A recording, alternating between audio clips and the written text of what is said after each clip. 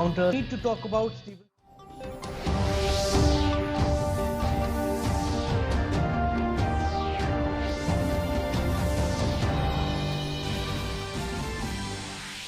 Prime Minister Narendra Modi will today address the World Economic Forum's Davos Agenda 2021 via video link. More than 400 top industry leaders to be participating in the virtual summit.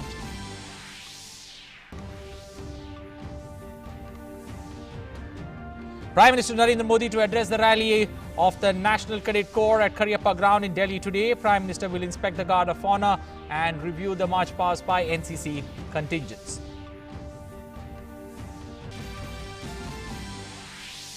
Home Minister Amit Shah to visit police personnel injured in the violence on Republic Day. Home Minister will visit police personnel in Shushrut Trauma Center and Tirath Ram Hospital.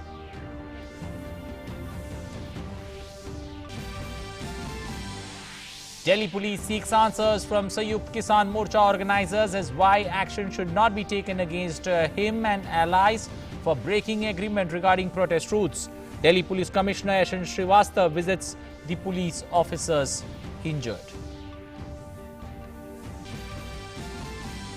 The News Broadcasters Association condemns attack on media persons during the farmers' rally on Republic Day. NBA says violence against the media tantamount to throttling the voice of democracy and the freedom of media. The 7-day session of the Karnataka legislature to commence from today. Governor Vajubhai Vala to address the joint session of both houses. Good morning. Welcome to English News. I am Anil Thomas. Now for the stories in detail. Prime Minister Narendra Modi will today address the World Economic Forum Davos Agenda 2021 via video link. More than 400 top industry leaders from the world would watch the session where Prime Minister Modi will speak on the fourth industrial revolution using technology for the good of humanity. He will interact with the CEOs after delivering his address. The Davos Agenda 2021 marks the launch of the World Economic Forum's Great Reset initiative in the post-COVID world. The Prime Minister in a tweet said that he is looking forward to speaking on a wide range of subjects relating to India's reform trajectory, increased usage of technology and other issues. Well, India has been laying emphasis on research and development for production and productivity in the agricultural sector. While addressing the World Economic Forum's Davos Agenda 2021 via video link, Agriculture Minister Narendra Singh Tomar said efforts were being made to see that crops can be managed in a proper manner after harvesting as it affects the environment. तो कृषि के क्षेत्र में उत्पादकता के लिए हम R&D पर भी बल दे रहे हैं और हमारी कोशिश है कि फसल कटाई के बाद उसको प्रबंधित ठीक प्रकार से किया जा सके। हमारे यहाँ निश्चित रूप से इस बात की कठिनाई है कि कई बार पर्याप्त अवसंरचना नहीं होने के कारण फसल का नुकसान होता है और उसका असर पर्यावरण भी पड़ता है। Union Petroleum Minister Dharmendra Pradhan and Union Health Minister Harshvardhan will join virtually the World Economic Forum's Davos session later today. 40,000 crore रुपए की नया निवेश होने से हमारी कैपेसिटी को लगभग 1750 करोड़ लीटर तक ले लिया जाएगा। सरकार ने 8,460 करोड़ रुपया की इंटरेस्ट सबवेंशन स्कीम की जिम्मेवारी लिया है, जिसमें से ऑलरेडी 4,687 करोड़ रुपया ऑलरेडी अप्रूव पिछले दिनों में कर लिया गया था। आज 4,573 रुपया की 4,573 करोड़ रुपीज की आज सैंक्शन माननीय प्रधानमंत्री जी की नेतृत्व में जो आज कैबिनेट बैठी उसने उनको सैंक्शन किया। Well, Prime Minister Narendra Modi will today address the rally of the National Cadet Corps in Delhi. Union Defence Minister, Chief of Defence Staff and the 3 armed services chiefs will be present on the occasion. The Prime Minister will inspect the Guard of Honour, review the march past by the NCC contingents and witness the cultural performance during the event. 500 cadets would take part in the micro-light flying, parasailing and cultural activities. Other 500 cadets would be part of the marching contingent. As cadets march in tandem, taking strides in unison, full of energy, NCC contingents from all states are gearing up for the Prime Minister's rally that will take place on 20th January in the capital. National Cadet Corps of 17 directorates from all across the country will not only participate in a number of activities like arms drill, parasailing, microlight flying, to name a few, but will also present the Prime Minister with the prestigious Guard of Honour. Covid की पाबंदी की वजह से हमें थोड़ा सा careful होना पड़ रहा है, लेकिन वो कैडेट्स के ऊपर कोई फ़र्क नहीं करता है। वो जितना जोश है, वो आपने जैसे देखा है आज का जो फुल ड्रेस रिहर्सल हुआ है, जोश उनके अंदर पूरा जो स्पिरिट है बिल्कुल उभर आ रहा है और इनका जो परेड की स्टैंडर्ड बहुत अच्छी है। और उसके साथ जो हमारे दूसरे जो एक्टिविटीज़ है, पैरासेलिंग का हो गया, आपका माइक्रोलाइट फ्लाइंग, टैब्लियो, कल्चरल प्रोग्राम, इसमें भी बहुत अच्छे स्टैंडर्ड्स अचीव किए हुए हैं।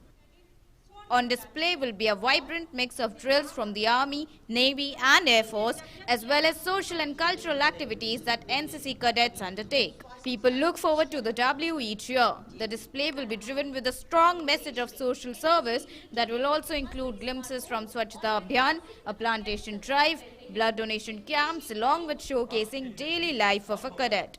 The event will also showcase how the cadets bravely did their duties amid the challenges posed by the pandemic.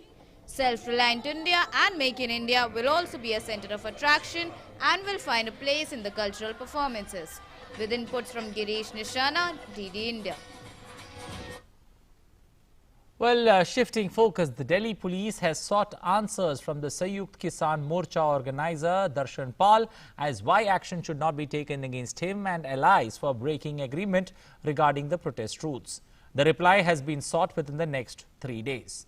Deputy Commissioner of Police Chinmoy Biswal in a letter to Darshan Pal said that despite the mutually decided terms and conditions for the rally, the farmer leaders acted irresponsibly by bringing forward tractors at the border on the night of Jan 25th. He further pointed out that the farmer leaders had agreed that the number of tractors would be restricted to 5,000 during the protest, but they were much higher than that.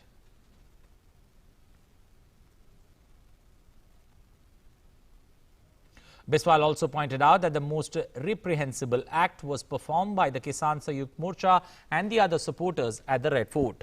Darshan Pal had been directed to provide the names of the perpetrators of violent acts in the national capital within 3 days. 19 people have so far been arrested and over 25 criminal cases registered by the Delhi police in connection with the violence that broke out during the farmers' tractor march on Republic Day. Union Home Minister Amit Shah will visit 2 hospitals where police personnel were injured in the violence during the farmers' tractor rally on Jan 26th and have been admitted in North Delhi. The 2 hospitals are Shushrut Trauma Centre and the Tirath Ram Hospital. 83 police personnel were injured during the violence during a tractor rally at various locations. Earlier, Delhi Police Commissioner S.N. Srivastava visited the Tirath Ram Hospital last night to inquire about the health of the injured police officers. Doctors of the hospital appraised the police commissioner of the health of the police personnel. These personnel of Delhi police were wounded during the violent farmers' protest on 26th of January. Well, the News Broadcasters Association has strongly condemned the deplorable attack on media persons and breaking of their equipment during the coverage of the tractor rally taken out on Republic Day by farmers in Delhi in protest against the new farm laws. NVA said the media persons who were covering Tuesday's tractor rally were performing their professional duty of collecting information and disseminating them to the public at large, and any use of force and violence against them tantamount to throttling the voice of democracy and the freedom of media. The association has demanded that persons or hooligans responsible for the attack on the journalists and camera persons must be identified and booked under law. because these elements were obstructing media persons from performing their professional duties and were trampling upon their rights as enshrined in the Constitution. Meanwhile, NH24 connecting national capital with Ghaziabad has been open for vehicular movement. The national highway had been closed on Tuesday after the tractor rally turned violent. The protesters deviated from their designated route for the proposed tractor rally. National Security Advisor Ajit Doval had a telephonic call with his US counterpart Jake Sullivan on Wednesday. NSA Doval conveyed his best wishes to NSA Sullivan on his appointment as the National Security Advisor. Doval underscored that as leading democracies with an abiding faith in an open and inclusive world over, India and the US were uniquely positioned to work closely on regional and international issues. These issues include combating the scourge of terrorism, maritime security, cyber security, along with peace and stability in the Indo-Pacific region and beyond. NSA Sullivan stated that the US was looking forward to working together on the bilateral agenda and the common global challenges. The two NSAs agreed to work closely to further advance India-US relations, which are built on shared values and common strategic and security interests. 3 more Rafale fighters touched down in India from France on Wednesday evening to add to the 8 such Omni-role jets already inducted by the Indian Air Force. The 3 Rafales were refueled in mid-air by Airbus MRTT tankers of the UAE Air Force in yet another indication of the close military ties with the Gulf country during their over 7,000-kilometer flight to the Jamnagar airbase. Indian Air Force has now inducted 11 of the 36 twin-engine Rafales capable of delivering. All 36 Rafales will be delivered by the end of 2022.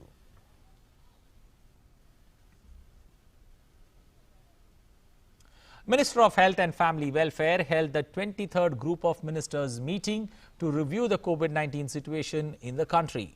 External Affairs Minister Dr. S. Jaishankar and the Minister of Housing and Urban Affairs, Dr. Hardeep Puri, were also present during the meeting. While addressing the meeting, the Minister of Health and Family Welfare highlighted India's progress in its fight against COVID-19. Talking about the cases of a new variant of COVID-19 in the country, the minister said that all protocols are being followed to isolate them. He also expressed grief over the lives lost due to COVID-19 in the past 1 year. Right now we have 153 cases which have been diagnosed with the help of genome sequencing, etc. that has been done in our scientific laboratories. Protocols that had been followed all through the year, they have all been strictly followed for these 153 cases. We definitely feel sorry and sad about those who lost their lives because of COVID. Health Minister Dr. Harshvardhan also informed about the number of COVID-19 vaccines inoculated to medics and frontline workers so far. Healthcare is an important responsibility of any government. And I feel very proud to highlight here that recently on 16th of January, India has launched the world's largest vaccination campaign, and we have developed 2 COVID-19 vaccines indigenously. Not only that, many more vaccines are also progressing at a rapid pace. This is a shining proof of India's strength, India's scientific proficiency, and India's talent.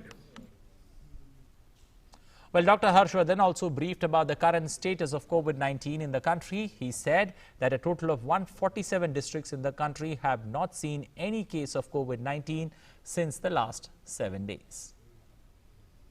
147 districts in the whole country, they haven't seen a case of COVID in the last 7 days.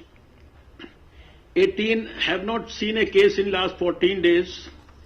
6 have not seen a case in last 21 days, and 21 districts have not seen a case in last 28 days. Just to update you about the percentage of patients who actually are The Ministry of Home Affairs has issued new guidelines for surveillance, containment and caution of COVID-19. The guidelines will be effective from the 1st of February and will remain in force up to 28th of Feb. The main focus of the guidelines is to consolidate the substantial gains that have been achieved against the spread of COVID-19, which is visible in the steady decline in the number of active and new cases in the country over the last 4 months. It is therefore emphasized that to fully overcome the pandemic, there is need to maintain caution and to strictly follow the prescribed containment strategy focused on surveillance, containment and strict observance of the guidelines and SOPs issued by the Ministry of Home Affairs and the Ministry of Health and Family Welfare. Containment zones, if required, shall be carefully demarcated by the district authorities at the micro level, taking into consideration guidelines prescribed by the Ministry of Health and Family Welfare in this regard. Within the demarcated containment zones, containment measures as prescribed by the Ministry of Health and Family Welfare shall be scrupulously followed. States, union territory governments shall take all necessary measures to promote COVID-19 appropriate behavior and ensure that people wear masks, hand hygiene and social distancing are followed. As per the order, all activities have been permitted outside the containment zone except those which will be subject to strict adherence of standard operating procedures. Social, religious, sports, entertainment, educational, cultural and religious gatherings will now be allowed subject to SOPs of the state and union territories concerned. A revised SOP will be issued for cinema halls and theatres by the Ministry of Information and Broadcasting in consultation with the Home Ministry.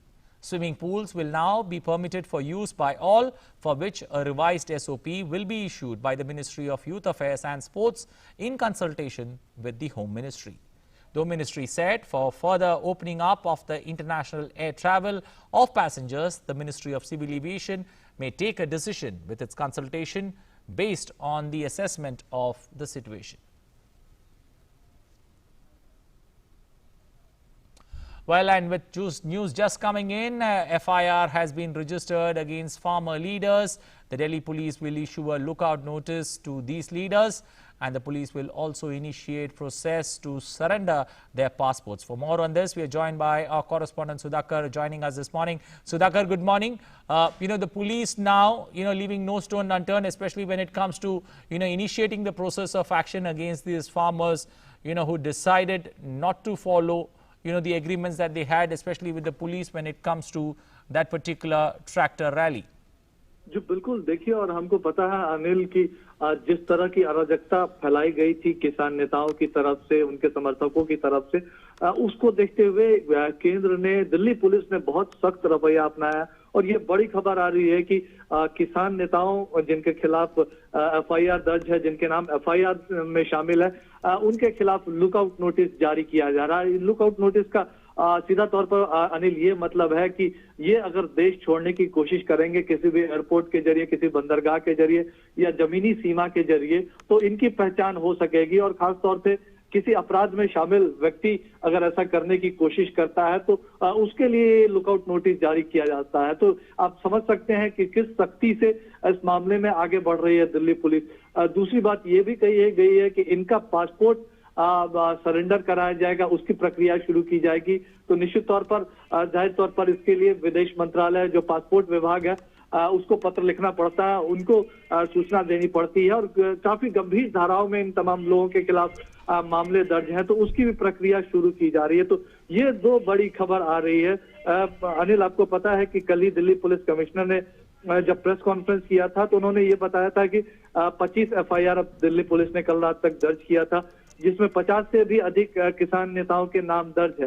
और Delhi police सूत्रों का ये भी कहना है कि जैसे जैसे जानकारियां और सबूत सामने आते जाएंगे तो और भी FIR दर्ज किए जाएंगे। तो इस मामले में एक बहुत तेजी से पूरा घटनाक्रम आगे बढ़ रहा है अनिल। और हम जानते हैं आज गृह मंत्री अमित शाह खुद जो हौसला बढ़ाने के लिए दिल्ली पुलिस के जवानों का, वो आज घायल जवानों से मिलने के लिए, जो 26 जनवरी के गणतंत्र दिवस परेड के दिन घायल हो गए थे, माफ कीजिएगा, किसानों की जो रैली थी उसके दौरान जो घायल हो गए थे, उनसे मिलने के लिए जाएंगे और करीब 400 जवान घायल हुए थे। तो निश्चित तौर पर ये काफी अहम ये पूरा घटनाक्रम आगे बढ़ता हुआ। Anil, Okay, also Sudhakar, how many farmer leaders here have been given this notice? Because is there a number that's come out, especially when it comes to notices being issued?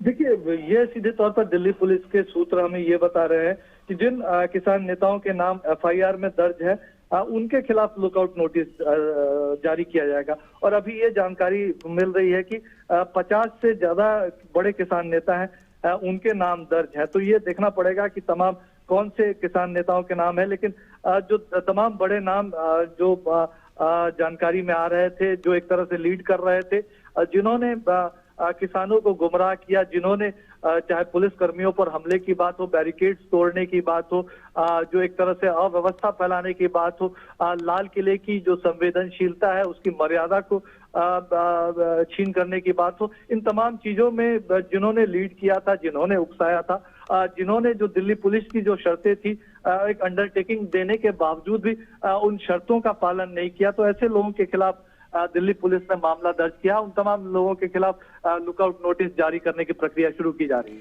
Okay, is there also a likelihood of an SIT coming into place to take a serious look into this particular violence that took place on Republic Day?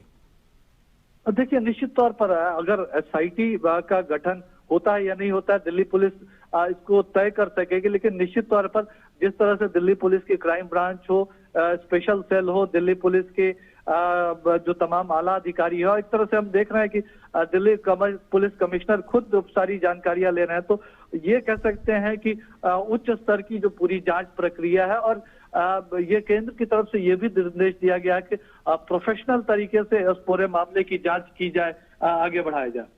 Okay, also, Sudhakar, when it comes to this particular, issue now that, lookout notice has been issued. Well, I believe we've lost our correspondent there, Sudhakar Das, giving us an update. The police to issue lookout notices.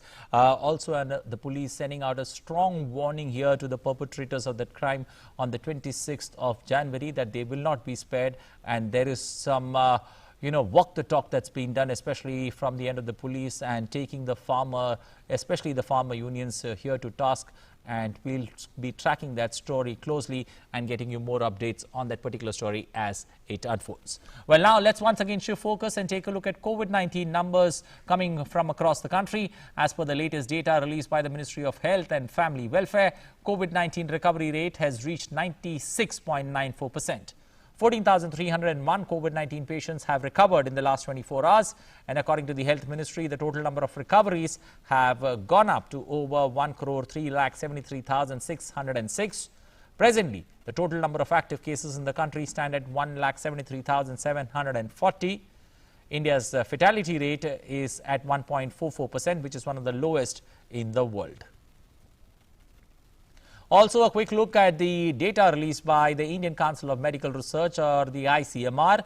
A total of 19 crore 43 lakh 38,733 tests being conducted in India till the 27th of January. On a single day, 7,25,653 tests are being done in the last 24 hours.